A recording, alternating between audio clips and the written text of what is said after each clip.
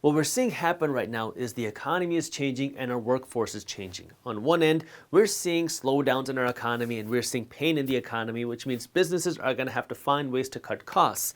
At the same time, you're seeing the workforce change. People want to be able to work from home.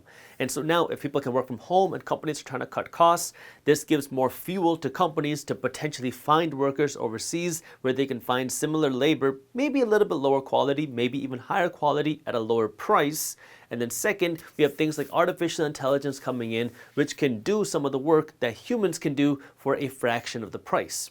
The workforce is changing, and if you don't adapt with the times, well, you end up being stuck in the system, because the reality is this economic system feeds off of the middle class. The middle class are the people that are making enough money where they don't qualify for government aid, and now you have to work hard, you're paying the highest taxes, and you're the one that's fueling the system. If you want to break out of the middle class rat race, then you have to stop doing what everybody else is doing. That means you have to change either what you do with the money that you're earning, or second, how you're getting the money. I was reading a book by an economist who was essentially saying that the government needs to print more money, that way they can stimulate the economy. I like to read books and learn from people who have very differing opinions, that way I can understand all different sides of the financial argument.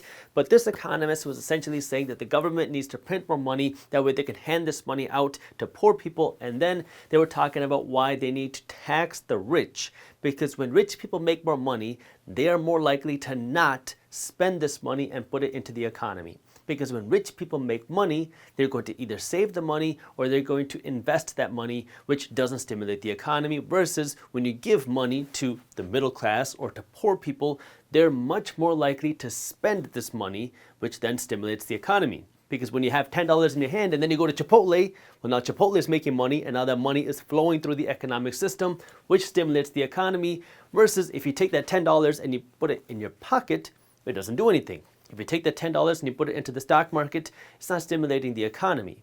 That's why this person was advocating that if you are working to stimulate the economy, you got to give money to the poor and give money to the middle class. There's only one problem with the argument. If you give more money to the middle class and you give more money to poor people and then they go out and spend all of it, well, then what happens? Now you have more money in the economic system because more money was printed and it was created and it was given to people who need it. You give this money to the middle class, you give this money to poor people, and now they have more money. And if they spend, let's just say the majority of it, now where does this money flow?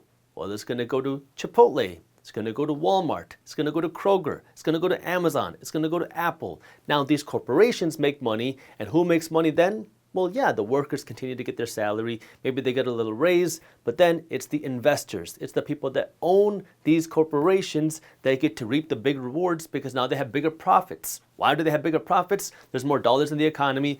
People have more ability to spend, and people spend more, which means now the owners of these companies make even more money. This is where now the first thing you have to understand is what are you doing with the money that you earn? Because most people, and this doesn't have to do with you being poor, rich, or middle class, this is a mindset. Most people earn money to spend it, while wealthy-minded people earn money to invest it. It's a completely different way of looking at money because when you earn money to spend it, all you're thinking of is, man, if I can get a raise, I can buy a bigger home. If I can get a better job, I can drive a faster car. You're thinking of earning more money, that way you can have nicer things. Versus what people who want to aspire to become wealthy think is, man, if I can earn more money, I can buy more assets. I can buy another rental property. I can buy more investments in the stock market. I can invest in the business. I can fund more of my business ideas. See, it's a completely different way of looking at it because now when you're earning money to buy things, what you're doing is you're making money and then you're spending money. But when you're thinking in terms of investing, now you're making money with the goal of making more money, and then you spend a little bit of it.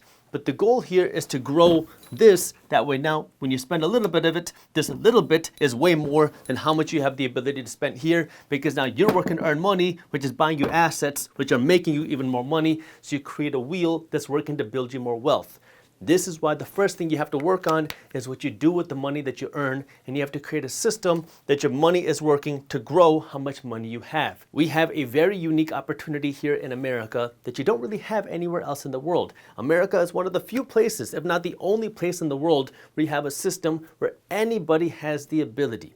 if you have the ability to work hard, if you have the ability to learn, and if you have the ability to make financial sacrifices, you have the ability to make wealth no matter what skin color you are, no matter what background you come from, no matter what language you speak, no matter where your parents come from. The reason why so many immigrants from around the world, and I'm telling you from experience here, the reason why so many immigrants from around the world will literally sacrifice their life to come to this country is because this is one of the few places, if not the only place in the world, where you have an opportunity like that.